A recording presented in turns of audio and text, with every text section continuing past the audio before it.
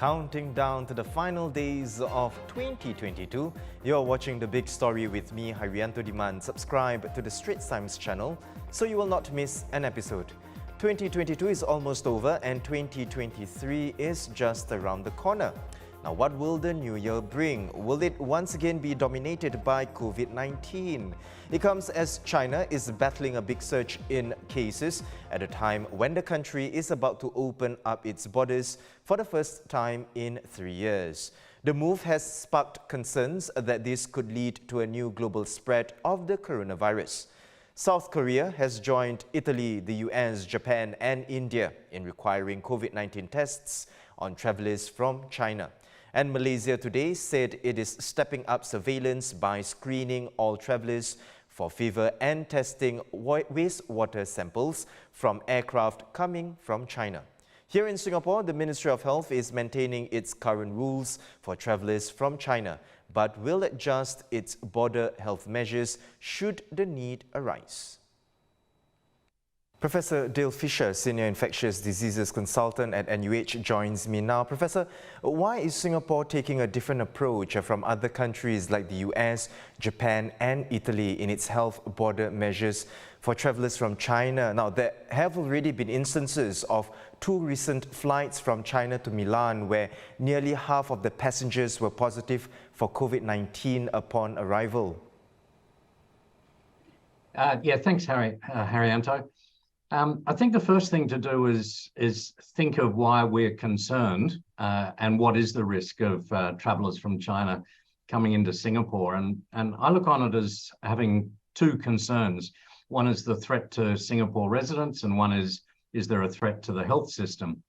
So for the first one in Singapore, we're obviously very resilient. We're very well vaccinated, well boosted, and of course, probably everyone's already had it by now. So the risk of severe disease in Singaporeans is very low. And admittedly, though, if there are a large number of travellers coming from China, I'm not sure how many are likely to be coming in and how many of those will be infected. But we could see a surge in mild cases. So I guess that's the best way to look at the threat to Singapore residents. The other one is the threat to the health system. I think that's of some concern.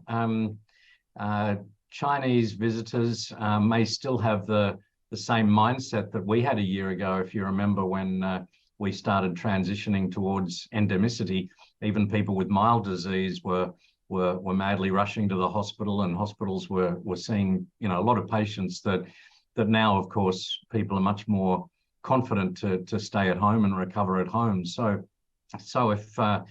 if travellers from China have still got that same mindset that even a mild disease they need to rush to hospital, then that could be a problem. But I think that can be dealt with some instruction or education, and as they arrive, tell them about testing themselves, when and where and how to access, which health service in Singapore if they do get symptoms, and isolating themselves if they've got symptoms, and wearing masks. I think sort of bringing them up to the same standard, I guess, of how Singaporeans manage their own COVID would go a long way towards managing, what could be a little bit of a problem. But I'm not convinced that really testing of asymptomatic travellers will add much to ensuring vaccination of residents and travellers, of course. Of course, most of the travellers, they should all be vaccinated. So again, they're mostly likely to have mild disease as well. So I think these types of measures will make the situation manageable. And of course, setting up testing is not so straightforward or cheap. So we wouldn't want to do it unless we were confident that it was really necessary. We know it won't capture all the cases. The tests aren't 100% sensitive, and a lot of people will only present a few days later anyway. So is it going, in other countries, is it going to be linked with follow-up tests, which won't be easy? Is a positive test going to be linked with supervised isolation? We certainly would struggle with that in Singapore, because obviously all the hotels are back to business as usual, so they're not available for quarantine purposes. And then I guess the final issue is we simply have to be more resilient, and we are. That's what we've worked towards, and what we are. And we can't, every time a country has a surge, we shouldn't have to turn our own situation upside down. We need to be ready and able to manage these things. The latest data out of China shows no new COVID-19 variant has emerged in spite of the large number of infections spreading throughout the country. Prof, what is the likelihood of a new variant emerging, and what factors could contribute to its emergence? Well, for it to emerge, it has to have a survival advantage. It has to be better than Omicron, which is obviously a very successful virus. So really it'd have to be a variant that escapes the immunity that we've all earned through vaccine and through natural infection. And the point is we haven't seen that, and we've been going for 3 years.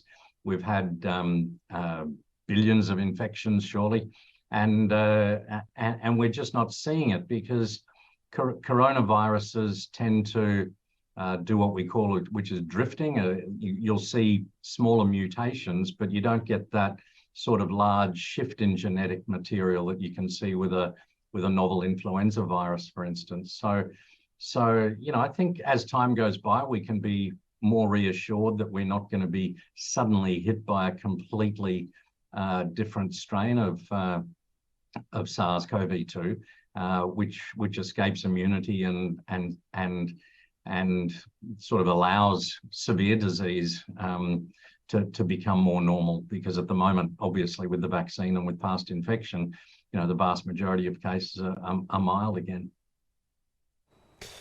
And Prof, even when a new variant does emerge and it's found to be dangerous, what are Singapore's options?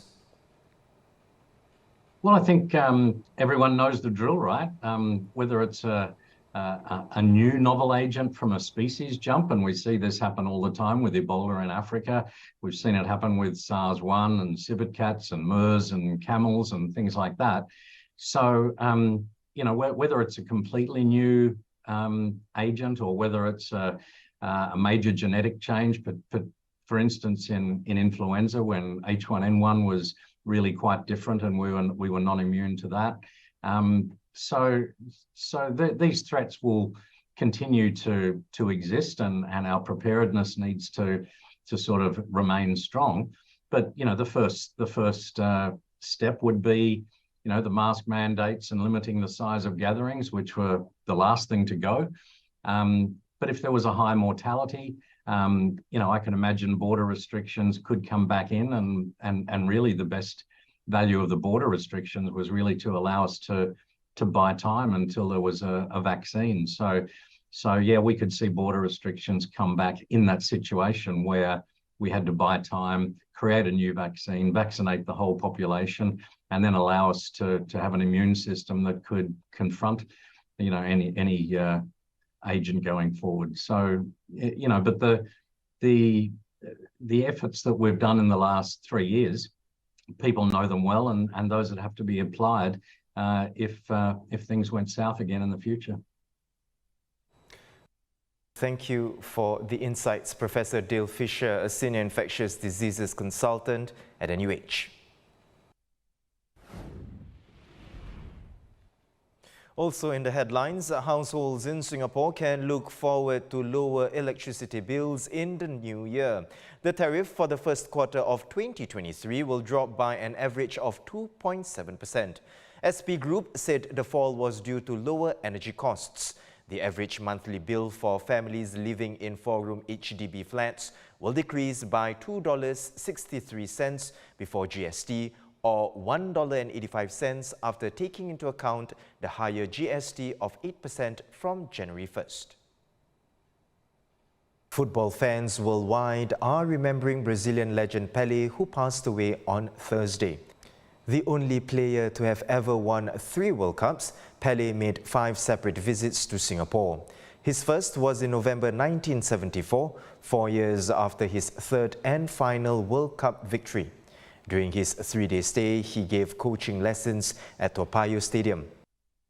And on his last visit in March 2011, PELE was here on a promotional tour for the New York Cosmos alongside retired footballers Eric Cantona and Kobe Jones. PELE, one of football's all-time greats, has died at the age of 82.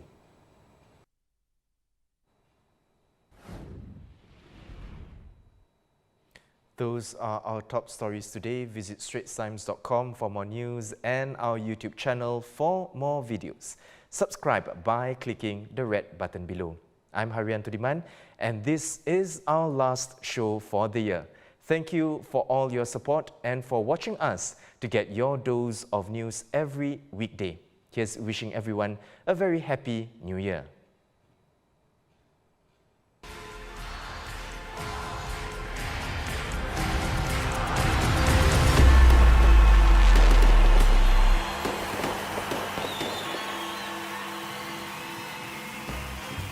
From all of us at the Straits Times, best wishes for a safe and healthy 2023. I'll see you next year.